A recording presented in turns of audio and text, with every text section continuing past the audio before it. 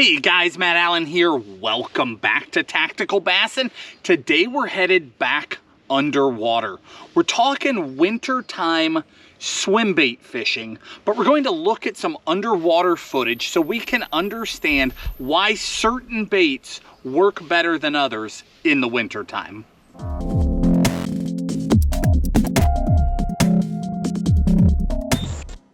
We talk a lot about swim baits in the wintertime, but the vast majority of the time, you're either seeing us talking about a Huddleston or a Savage gear, both wedge tails. That's typically what we talk about, but you've probably noticed if you watch our actual fishing videos that you might see a mag draft or a burrito or a glide bait laying on our deck in the middle of winter. So what is the deal? Why are we only talking about that one category? Obviously, there's more to it than that. You're right, there is more to it than that. But that is the main category that works all over the place. So today, we're going to look at how some of these different tails move, how some of these different baits move. We'll see some fish catches on them. But mostly I want to explain what these different styles of bait are for, specifically in cold water. So starting with the wedge tail style baits.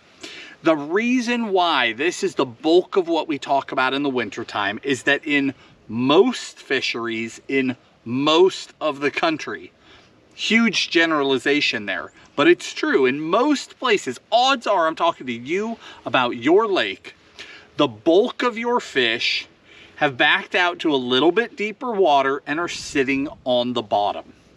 Those fish are relatively lethargic. They're not charging all around like they do the rest of the year. And those fish are most susceptible to a swim bait that is crawled across the bottom. A wedge style tail, as opposed to a paddle style tail, wedge, paddle, they have very different actions. Wedge tails have a very slow, very natural action coming through the water. And definitely the Huddleston and the Savage gear, I think, have the best action. They're the most consistent. They're the easiest to fish. When you throw this style of bait, the 8-inch bait, hands down, has the most drawing power.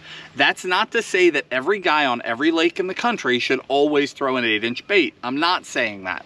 But what I'm saying is if you want to try and catch a monster bass in the winter time, that your best bet, if I know nothing about your lake, your best bet is to take an 8-inch wedge style tail, go to long tapering points, go to pinch points on the lake where different arms come together, those main points, throw these baits out deep and crawl them along the bottom through those likely areas. And I do mean crawl on the bottom, just as slow as you can stand to turn that handle. Now, none of this is new. We're going to get to some new stuff here in a minute. None of this is new, but I want to make sure you understand, one, what we're talking about, why we talk about it, and then we'll talk about the exceptions to the rule, okay?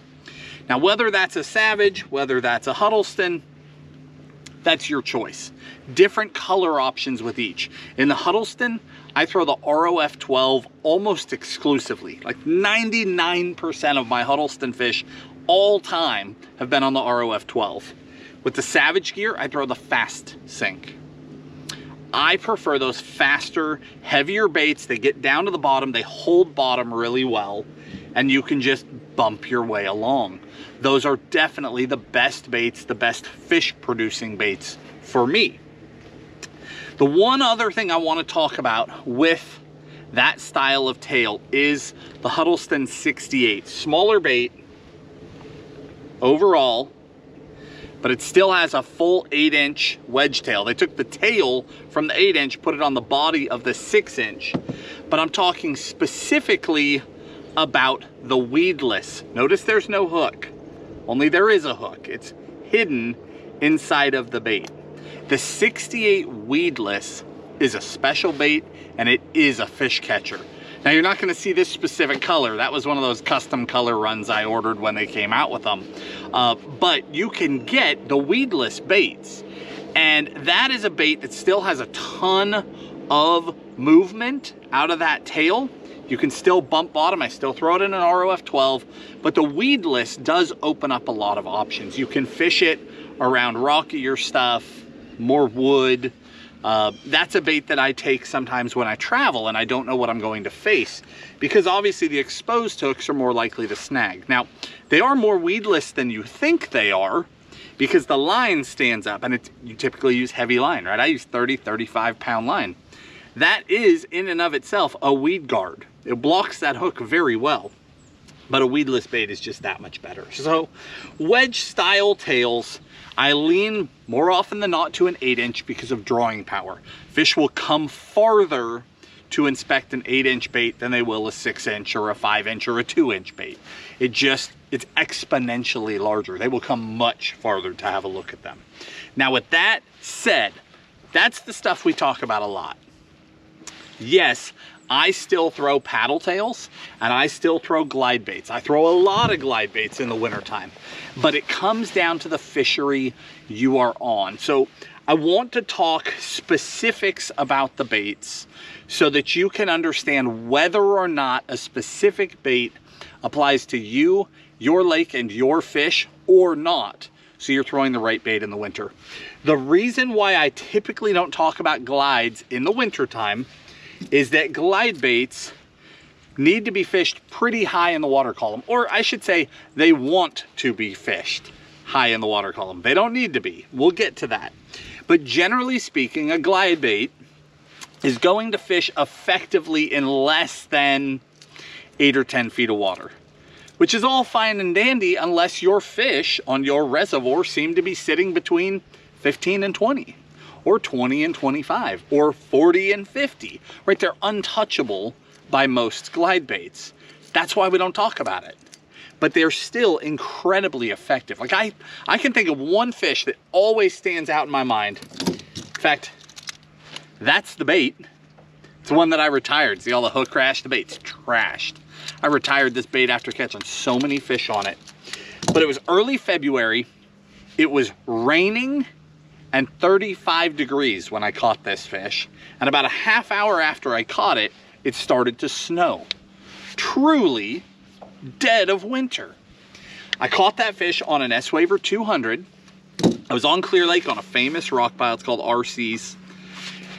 I threw it over the side of RC's rock. And I let that thing sink forever. You don't see that in the footage. I let that sink for like 30 or 45 seconds. And then I just started super slow rolling down the outside edge of RC's rock pile. And as I was crossing the boulders on the corner, this just comes from history. Fish a place a lot, you know how it lays out.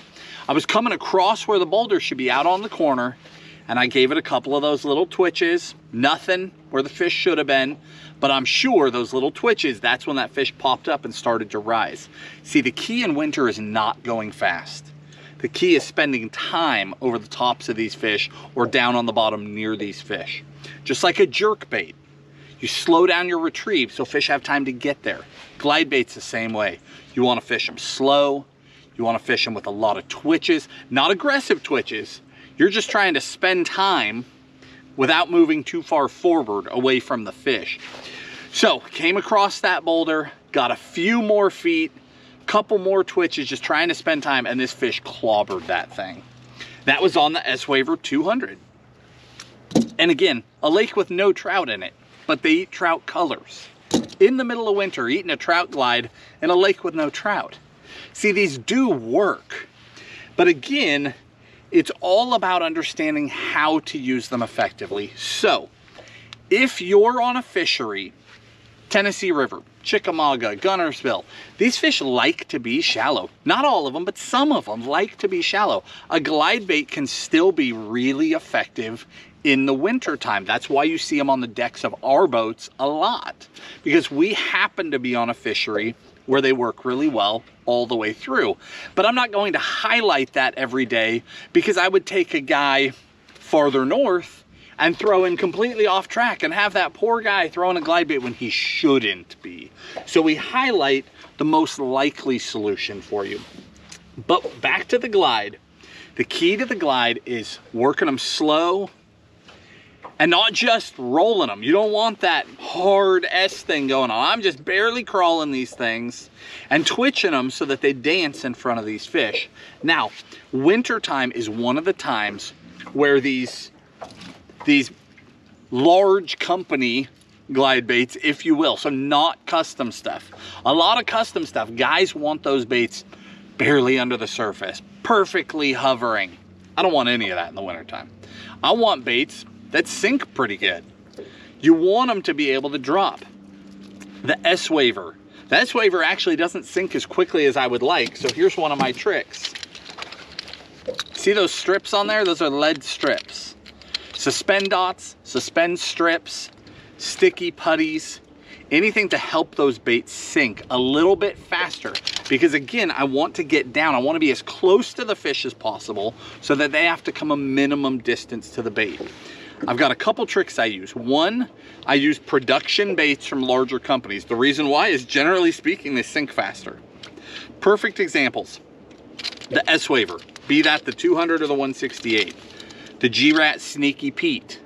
That's a bait that twitches, makes a ruckus. It's perfect.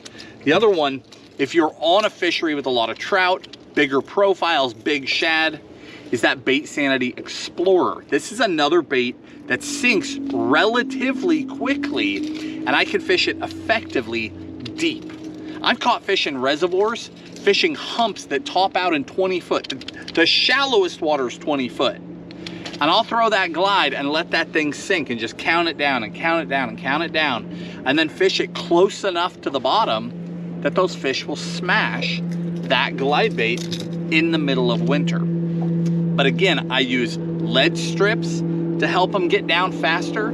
It's the opposite of what these guys want most of the time. I want baits getting down and staying down. The other trick I use is I'll take off the 1X hardware, the stock hardware, and I go to 3X hardware. So like I use a lot of owner hooks for my trebles. An owner ST36, that's a 1X hook. I'll take that off of a bait, replace it with an ST56, that's a 3X hook. That adds weight. The hooks themselves weigh a lot more. That will help them sink. You can wrap a little bit of lead wire on the shank of the hook to help them sink, or you can use suspend strips. Now, if you use suspend strips, I almost always add it up here at the head. Notice here I had it right up the chin and across where that front hook was. This is another bait that I retired. I caught some monsters on it and this one just got put away. That's why there's no hooks on it. But that is a setup. I like it up there on the head because the biggest issue with the glide is that if the head is tipped up at all, when you twitch it, it's gonna wanna rise on the twitch. Instead of going out to the side, it's gonna come up and you lose a lot of your depth. You can count a bait way down, but as soon as you start twitching, all of a sudden it's on the surface. If you can keep the chin down, the bait will follow. It'll wanna stay low in the water. So again, heavier hooks and adding lead makes a big difference. But the key with those baits is baits that sink quicker, baits that can twitch really aggressively. This is not the time that I'm throwing a Hinkle or a Moby. I mean, I'm not picking on those baits whatsoever. They're great baits. I own them all. But I don't want these huge wide gliding baits. I want baits that can be worked tight, be worked aggressively without covering water. Right, those big wide glides, open water baits, that's for later on. This is cold water fishing. So, glides are pretty simple. Now, paddle tails, that's a whole nother animal. Generally, we say to throw wedge style tails instead of paddle tails because they kick better at super slow speeds, and that is true. That said, there's an exception for every rule, right? Some fisheries, there's fish that stay shallow. Other fisheries, if your bass specifically eat bluegill and shad, there's no trout, you know, bluegill, shad, shiners, bait fish that like to move, that like to dart, Paddle tails do imitate that stuff better. It's just about finding baits that can work effectively at your depth range. So if your fish stays super shallow, I would say, well, let's back up from there. If your fish don't, because there is an exception to the rule, there is a paddle style tail that can fish deep and slow. And that is the little creeper trash fish. This is the 8-inch. This is the 6-inch, but it's the 6-inch fatty, the one with the big belly on it. The 6-inch fatty or the 8-inch. These are baits. Now, in all fairness, the underwater footage of this bait is not fair because I don't want this bait up in the water column. So you see how the tail's kind of pushed back and it's kind of a dull action. I mean, we swam them all the same way for equal comparison's sake, but the way I fish the bait is glued to the bottom. Put that bait on the bottom. It is poured so soft. Like, look at me turning this thing into just a little ball, right? It is poured so soft. The fins are so soft that even in cold water, it will continue to move. Now, it's not gonna have a nice kick to it. It just doesn't. But what you do with this bait is you fish it just like the Hud or the Savage gear. You just bottom crawl it, and that tail will be back there pushed out flat on the bottom, almost like you see in the video, but it's still just back there dragging and banging into things and moving just enough. And that is a better imitator of, I mean, which one looks more like a shad or a shiner? It just does. It fits that profile better. It's got those bigger exaggerated fins and it gets bit. It's a bait that we don't talk about all the time because you can't get them half the time. Their production, they just don't make enough baits, so you can't get them. And you fish them so slowly and so differently that you would expect that without a video like this explaining it, it's hard for a guy to pick this up and do it right. The fatty trash fish, that's a little easier. You can fish it a little bit quicker. It'll actually have a little swim. But again, main deal is down there literally bottom dragging.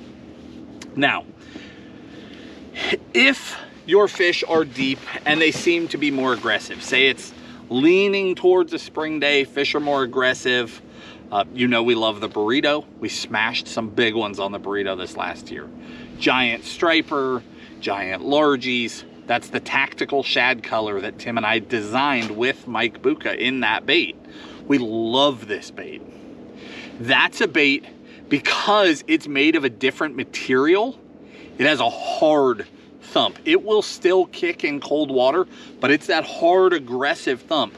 So it's got to be a warmer day when fish want to eat. It just has to be. And I will insist that in the really cold water, you stick with the 6-inch rather than the 5-inch. It just has a better swim. The 5-inch is a tighter vibration. I crush with it in the spring and the summer, but that does not shine for me in the winter. I want that longer bait with a little bit more tail movement.